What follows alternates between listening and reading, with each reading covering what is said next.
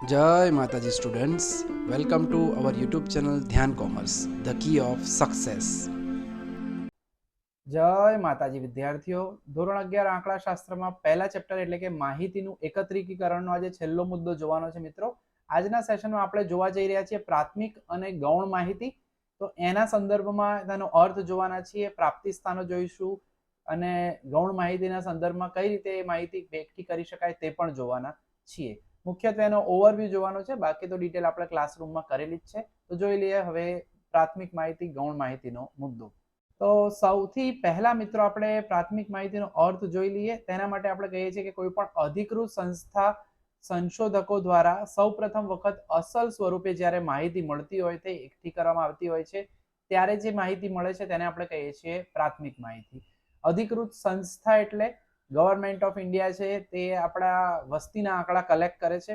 એ લોકો ડાયરેક્ટ જ માહિતી એકઠી કરતા હોય છે, બરાબર. NSSO નેશનલ સેમ્પલ સર્વે ઓર્ગેનાઇઝેશન દ્વારા માહિતી એકઠી કરવામાં આવે તો એ પ્રાથમિક માહિતી કહેવામાં આવે છે, બરાબર.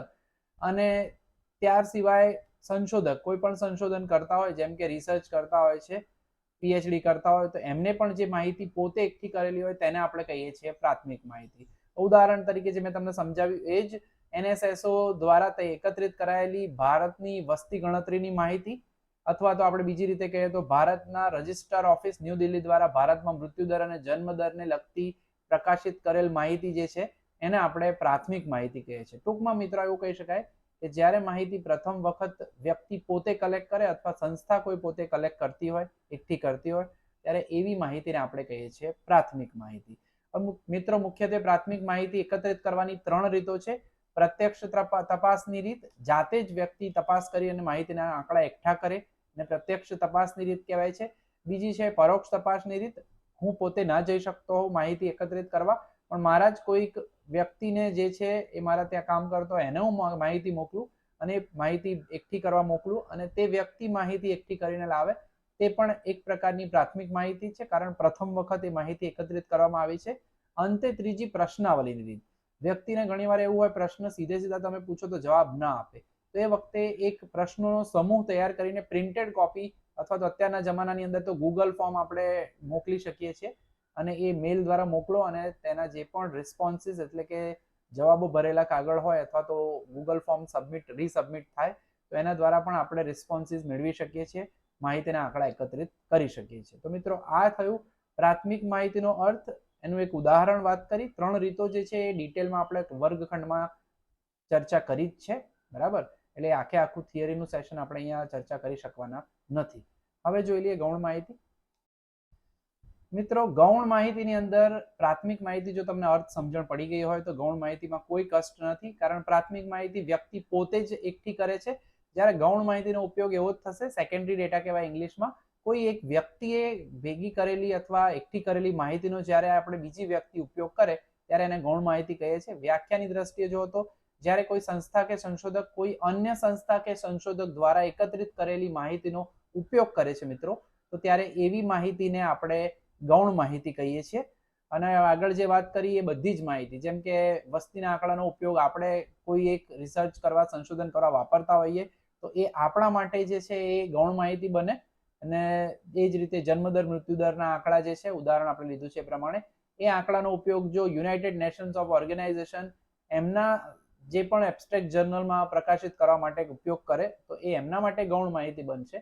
ટૂંકમાં એકઠી કરેલી માહિતી કોઈ બીજી વ્યક્તિ કે સંસ્થા ઉપયોગ કરતી હોય ફરીથી, તો એ પહેલાના વ્યક્તિ માટેની પ્રાથમિક માહિતી આપણા માટે ગૌણ માહિતી બની જાય છે. હવે ગૌણ માહિતીના પ્રાપ્તિ સ્થાનો કેટલા મિત્રો? તો 2 પ્રાપ્તિ સ્થાનો હોય છે. પ્રકાશિત પ્રાપ્તિ સ્થાનો એટલે કે પ્રિન્ટેડ, જે તમને ગમે ત્યાં મળી શકતા હોય. બીજા જે છે બિન પ્રકાશિત પ્રાપ્તિ સ્થાનો. એટલે 2 પ્રકારના પ્રાપ્તિ સ્થાનો છે. હવે બંનેની આપણે થોડી ચર્ચા કરી લઈએ. નાનકડો સેશન છે પણ બહુ અગત્યનું છે. ઓબ્જેક્ટિવમાં પૂછી શકે છે તમને કે ગૌણ માહિતીના પ્રાપ્તિ સ્થાનો કોઈ પણ 4 જણાવો, અથવા એવું કહી શકાય પ્રકાશિત કોઈ પણ 4 પ્રાપ્તિ સ્થાન જણાવો અને બિન પ્રકાશિત કોઈ પણ 2 પ્રાપ્તિ સ્થાન જણાવો, એવું પણ આપણને પૂછી શકે છે. તો મિત્રો હવે જે વાત કરી પ્રકાશિત પ્રાપ્તિ સ્થાનો દ્વારા ગૌણ માહિતી, એની અંદર સરકારી પ્રકાશન આવે, ગવર્મેન્ટ પબ્લિકેશન્સ જે છે, કેન્દ્રીય આંકડા શાસ્ત્રીય સંગઠન, રાષ્ટ્રીય નિદર્શ તપાસ સંસ્થાન સંગઠન જેને આપણે NSSO કહીએ છીએ, નેશનલ સેમ્પલ સર્વે ઓર્ગેનાઇઝેશન, અથવા તો ભારતના વસ્તી નિયામક અને રજિસ્ટ્રાર જનરલની કચેરી, જે આપણે આગળ વાત કરીએ પ્રમાણે વસ્તીના આંકડા કલેક્ટ કરે છે, બરાબર. એ લોકો જ્યારે પ્રકાશનમાં માહિતી પ્રકાશિત કરતા હોય એનો કોઈ બીજી વ્યક્તિ ઉપયોગ કરે તો તેને આપણે ગૌણ માહિતી કહીએ છીએ. એટલે સરકારી પ્રકાશનો દ્વારા માહિતી તમને મળી શકે છે. બીજું જે છે અર્ધ સરકારી પ્રકાશનો, જેમ કે જીવન વીમા નિગમ, LIC, લાઈફ ઇન્સ્યોરન્સ કોર્પોરેશન, એ જ રીતે ભારતીય વિદ્યુત બોર્ડ, રાજ્ય વિદ્યુત બોર્ડ જે પણ છે આપણા, બરાબર. જેમ કે ટોરેન્ટ છે અત્યારે તો પ્રાઇવેટ, બાકી આપણે ઉત્તર ગુજરાત વીજ પુરવઠો કહી શકીએ છીએ, મધ્ય ગુજરાત વીજ પુરવઠો, એ લોકો જે માહિતીના આંકડા આપણને પ્રકાશિત કરીને આપતા હોય તો તેને આપણે અર્ધ સરકારી પ્રકાશન કહીએ છીએ. ત્યારબાદ આંતરરાષ્ટ્રીય પ્રકાશનો, UNO, યુનાઇટેડ નેશન્સ ઓર્ગેનાઇઝેશન, એ લોકો વર્ષના અંતે આખા દુનિયાના સંદર્ભમાં આંકડા રજૂ કરતા હોય તો એને આપણે જે છે એ કહીએ છીએ આંતરરાષ્ટ્રીય પ્રકાશન. આ સાથે આંતરરાષ્ટ્રીય નાણામંડળ, ઇન્ટરનેશનલ મોનેટરી ફંડ, એ પણ આંતરરાષ્ટ્રીય પ્રકાશનોમાં સમાવિષ્ટ છે. ત્યાર પછી સંશોધક સંસ્થાના અહેવાલો, અટીરા કરીને એક ઇન્સ્ટિટ્યૂટ છે અમદાવાદમાં, નવરંગપુરા, ગુજરાત યુનિવર્સિટી પાસે. Ahmedabad textile industries research association છે, એ લોકો જે અહેવાલ બહાર પાડે, ફિઝિકલ રિસર્ચ લેબોરેટરી જેને આપણે PRL કહીએ છીએ, એ લોકો જે અહેવાલ બહાર પાડે એ જે છે સંસ્થાઓ સંશોધક સંસ્થાના પોતાના અહેવાલો કહેવાશે, પણ એ પણ પ્રકાશિત જ હોય છે, એટલે પ્રકાશિતની અંદર એનો સમાવેશ થશે. ત્યારબાદ અન્ય વાત કરીએ તો સ્થાનિક સ્વરાજની સંસ્થાઓ અને સ્વાયત્ત સંસ્થાઓ, નગરપાલિકા, જિલ્લા પંચાયત, એગ્રીકલ્ચરલ યુનિવર્સિટીઝ તેના વાર્ષિક અહેવાલો બહાર પાડતી હોય છે. તો મિત્રો આ પ્રકાશિત સંસ્થાનોના આટલા વિભાગો હતા પ્રાપ્તિ સ્થાનોના.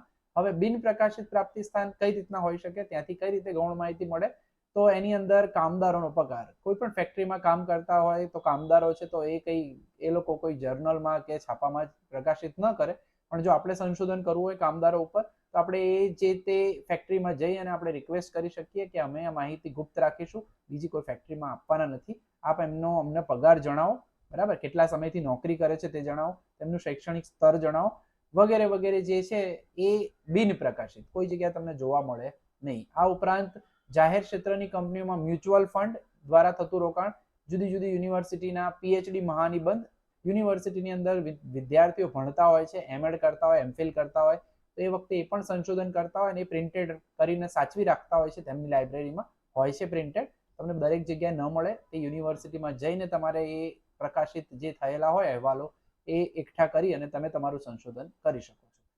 એ બિન પ્રકાશિત પ્રાપ્તિ સ્થાનમાંથી મળતી ગૌણ માહિતી કહી શકાય, બરાબર. તો આટલા મુદ્દાઓ મિત્રો બહુ અગત્યના છે અને આ ગૌણ માહિતીના સંદર્ભમાં જે મેં વાત કરી એ પૂછી પણ શકે છે. આજના સેશનમાં આટલે સુધી રાખવાના છે મિત્રો. જય માતાજી, thank you. Please like, subscribe, share and press bell icon for notification. Thank you.